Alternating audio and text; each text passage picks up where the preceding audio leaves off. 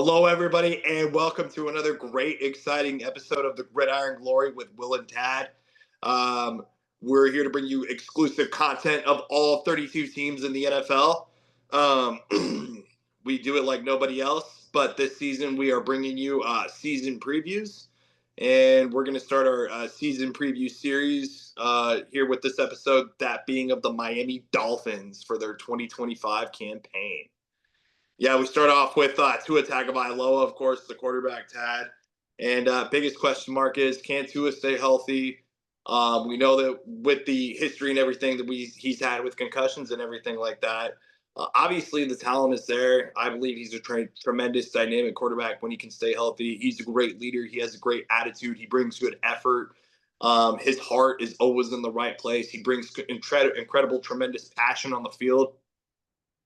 Um, but you need to definitely play smarter, slide into some of those runs, um, and be really able to trust your pieces around you. Uh, Donato is maybe taking yourself like guys like Devin A. Chain, Jalen Wright, um, even running a sweep route with Tyreek Hill, Jalen Waddle if you have to. You also bring in Nick Westbrook Akine, and I'd like to get your take on that, Tad. Nick Westbrook Akine coming into the wide receiver room, and any other takes on what I just said. Yeah, I mean, of course, you got Westbrook Akine, the sixth-year player out of Indiana. Last year, a lot of touchdowns. I mean, relative to his receptions, I mean, 32 receptions, 9 touchdowns. Can he keep up such a wild pace? I mean, to have almost what, like 9 out of 32 catches to have that be a touchdown, that's a lot of touchdowns. I mean, can he be that reliable of a receiver for Tua? That'll be interesting to see. And yeah, like I said, I second the point about his health. Can he stay healthy? And the other question I have is, can he win the big game? And that kind of goes part to him, part to the head coach Mike McDaniel, great innovator, but can you win a big game in the cold, in the playoffs? Can you go beat Buffalo on the road, beat Baltimore on the road? I mean, we haven't seen that yet, but And can they take a step forward? and that's not to say that Mike McDaniels isn't a bad coach or anything. He is 28-23 overall and 28-25, including the playoffs. He did lead his team to the playoffs in his first 2 seasons, but they lost in the wild card round Mhm. both times. And last year they obviously finished 8-9, missed the playoffs. So, um, how do you move forward from that if you are Mike McDaniel? Yeah, I mean, like we've been harping on this point, it feels like for the last 5 years. Can you keep Tua healthy? I mean, Yes. it's not really that simple, but in a way it is. I mean, if you don't have him healthy, it's gonna be hard. And I mean, I think a lot of that kind of like he has to be smart, but also like can the offensive line protect him? I mean, you add I you have will James say Daniel I now. will say, no question, Mike McDaniel is by far the most comedical and funniest head coach in the league. Oh, no question. I mean, he's a great guy. He's an innovator, he's smart, he's funny. Just now, can he produce in the big game? But looking a little more, just I mean, like I was going on with the You don't offensive have. line. Oh, I'm sorry. I really forgot to mention. We also don't have Jonnu Smith anymore. Now you got Darren Waller in there as the tight end. Yeah, that's gonna be an interesting dynamic there. Darren Waller, if he can recover from his injuries. If not, you might have to rely a bit more on guys like Julian Hill, Farrell Brown. See how that goes. Can they help be a blanket? I mean, obviously you're gonna pass a lot to your receivers, Tyreek Hill, Waddle, A Yeah, Chain even out of the backfield. But so I mean, there might not be a lot for the tight ends, but they'll get what they can.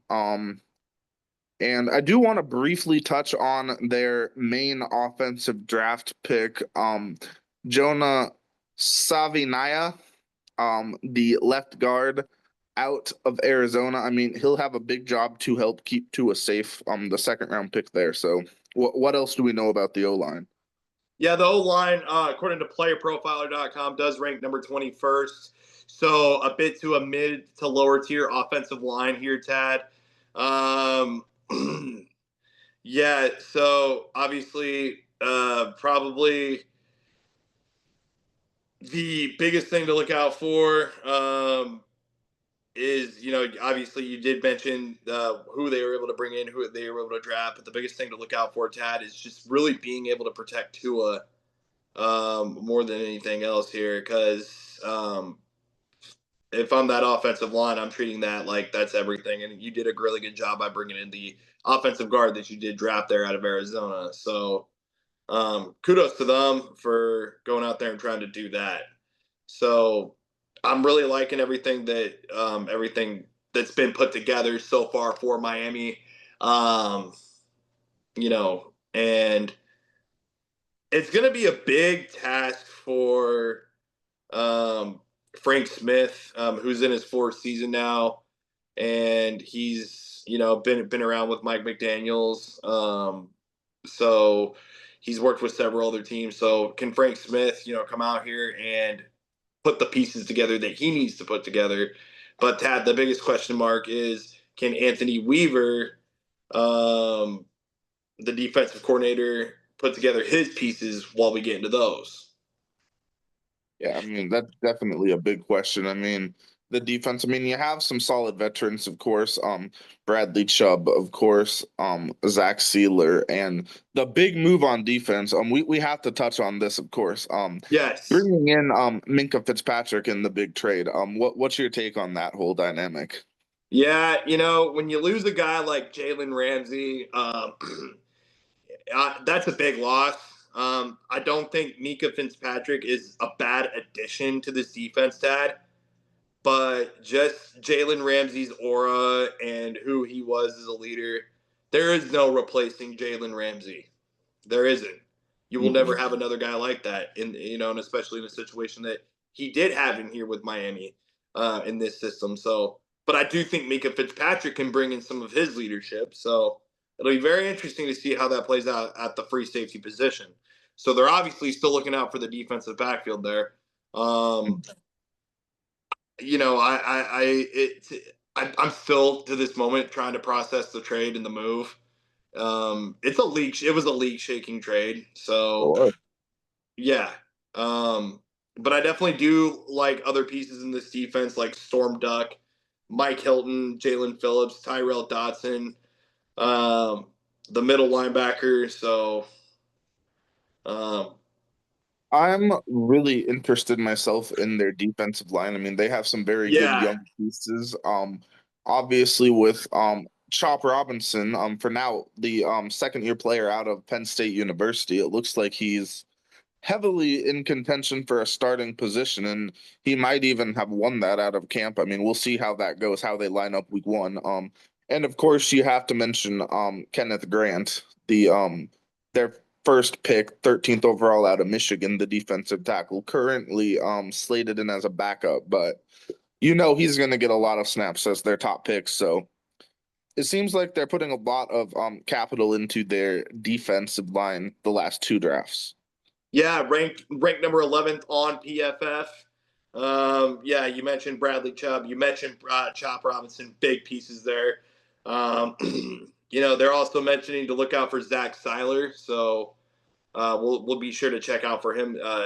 See what he can perform and bring to the table this season. Miami did rank in the top 10 amongst defenses last season, ranked number 9th, giving up 21.4 points per game. You did miss the playoffs in what was, I will say, a very heavily loaded AFC.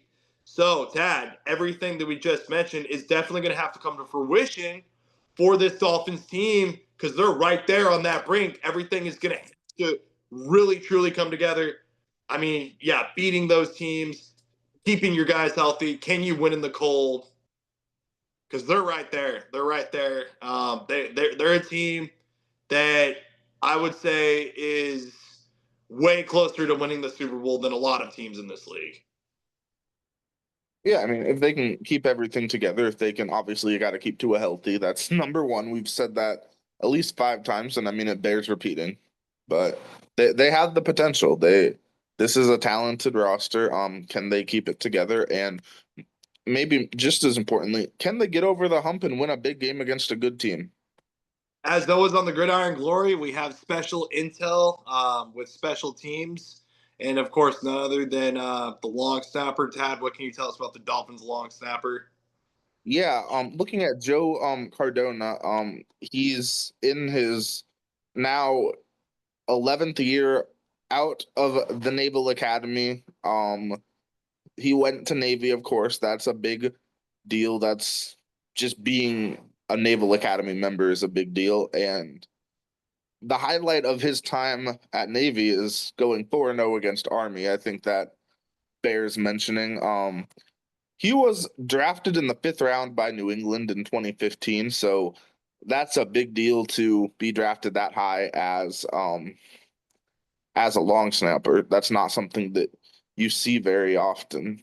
Um, he was injured in 2022, then came back, got back, and now here he is, released by New England this April when they drafted a long snapper. And he was actually the last member of their Super Bowl winning team to leave their roster, and now here he is trying to start anew in Miami. So that's going to be very interesting to see how he deals with that, how he deals with his continued work with the Navy. So great guy there, Joe Cardona. Yeah, yeah, very much so. Dolphins fans, get to know your long snapper. There he is. Sanders, Stonehouse, Malik Washington, you guys are all right. You're very solid enough. Tad, do you say Miami improves or downgrades from 8 and 9? That's going to be a tough call, given everything for me personally. I would probably have to say they upgrade from that, and I'll go. I'm kind of dicey with it, but 9 to 10 wins here. I think with Miami, there's a wide range of outcomes, depending on if they can stay healthy, if they can win the big game. A lot of questions. I'll say anywhere from I'll go 7 to as high as 11, 12. I'll say 7 to 11. For sure, for sure. Yeah, be sure to like, subscribe, and follow here on the Gridiron Glory, covering all 32 teams. So, yeah, we bring it to you like nobody else, and we're very excited to get the football season going. So, be sure to like, subscribe, and follow, covering all 32 teams. Yeah, yeah, we hope Dolphins fans and NFL fans enjoyed this. Thank you for watching.